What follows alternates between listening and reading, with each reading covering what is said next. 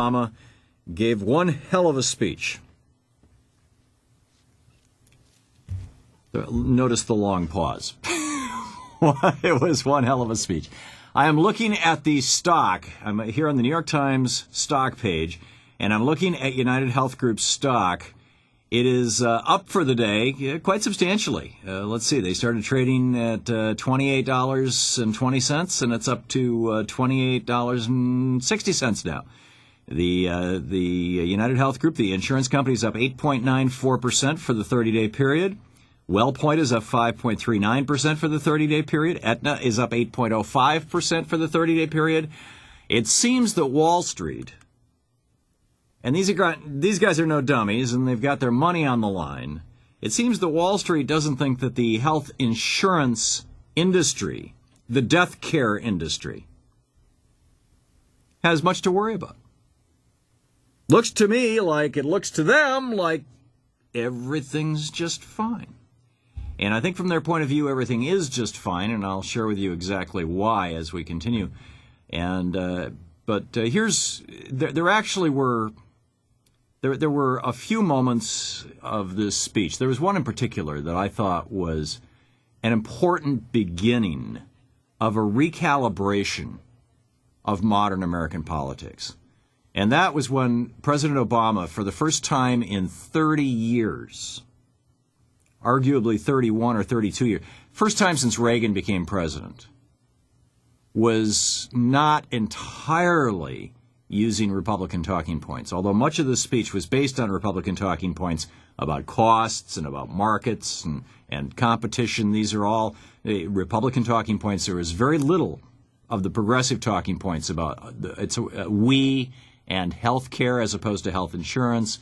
And the commons, I didn't hear the commons mentioned once, but nonetheless, here is where he expanded just a little bit beyond the traditional Republican talking points, which have come to be, certainly they were a staple of the Clinton administration. You'll recall Bill Clinton said the era of big government is over.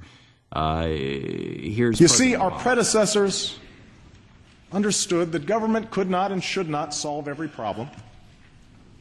They understood that there are instances when the gains and security from government action are not worth the added constraints on our freedom. But they also understood that the danger of too much government is matched by the perils of too little. That without the leavening hand of wise policy, markets can crash, monopolies can stifle competition, the vulnerable can be exploited. And they knew that when any government measure, no matter how carefully crafted or beneficial, is subject to scorn, when any efforts to help people in need are attacked as un-American, when facts and reason are thrown overboard and only timidity passes for wisdom, and we can no longer even engage in a civil conversation with each other over the things that truly matter, that at that point we don't merely lose our capacity to solve big challenges.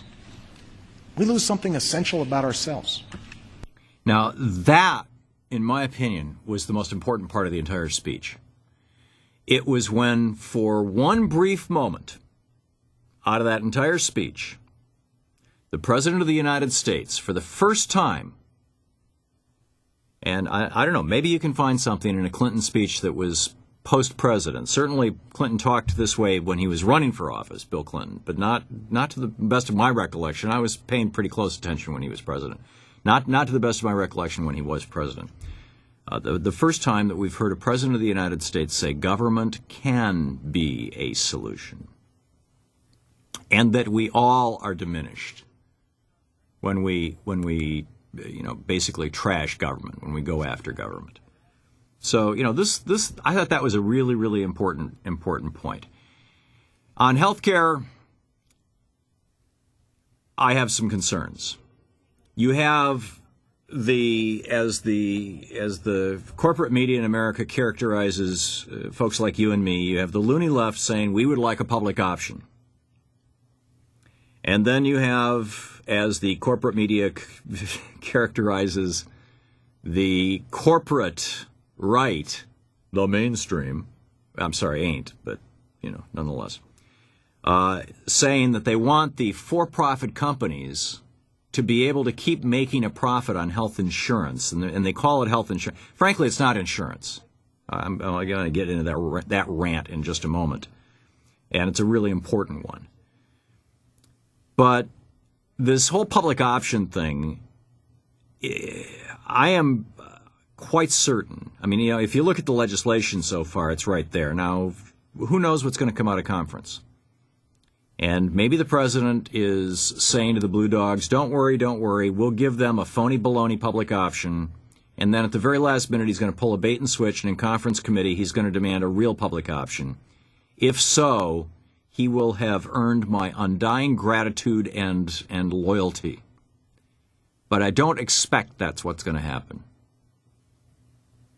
I think that we're seeing DLC rather than progressive politics be played out here, because the legislation as it's written right now, only 5 or 10% of us will be able to buy the public option. The only way you can buy the public option is if you happen to have a job so that you have enough money to buy it, and your employer does not offer any kind of health care whatsoever.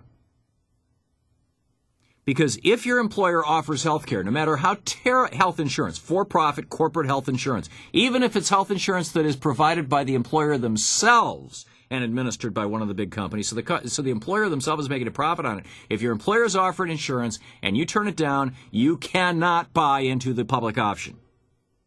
Therefore, it's not a public option. And this was the president last night essentially making that point, although he was making it in code, but it was in code to the Blue Dogs. Here he is. An additional step we can take to keep insurance companies honest is by making a not-for-profit public option available in the insurance exchange. That sounds nice, but let's tamp it down a little here.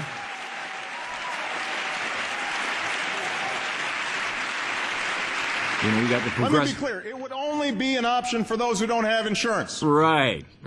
No one would be forced to choose it. Or can choose it. It would not impact those of you who already have insurance. Because you're stuck with it. In fact, based on Congressional Budget Office estimates, we believe that less than 5% of Americans would sign up.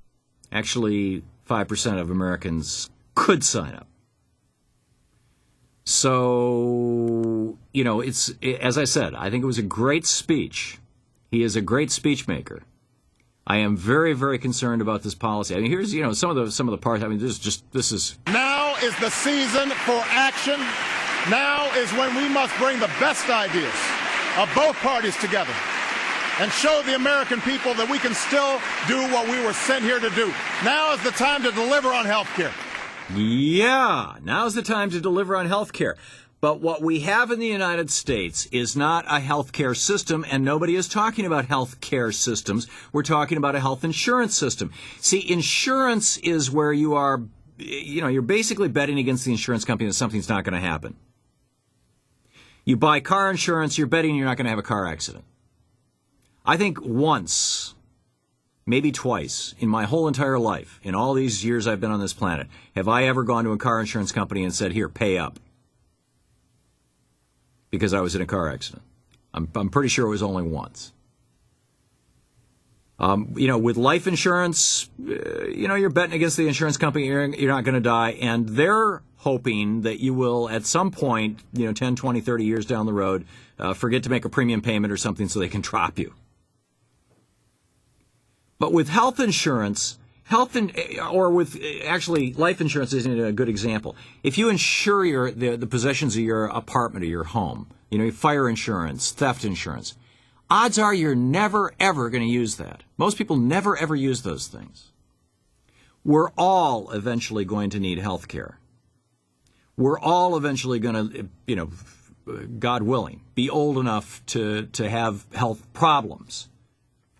And this is where the health insurance companies, this is the bet that they're making. The bet that they're making is that by the time you really need health care, you're 65 and you're eligible for Medicare, and they can toss it off on the government.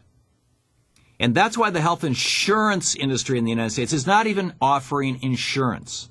Real insurance actually pays out when you need it.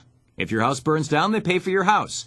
If your car gets wrecked, they pay for your car. They don't complain. They don't fight. They don't.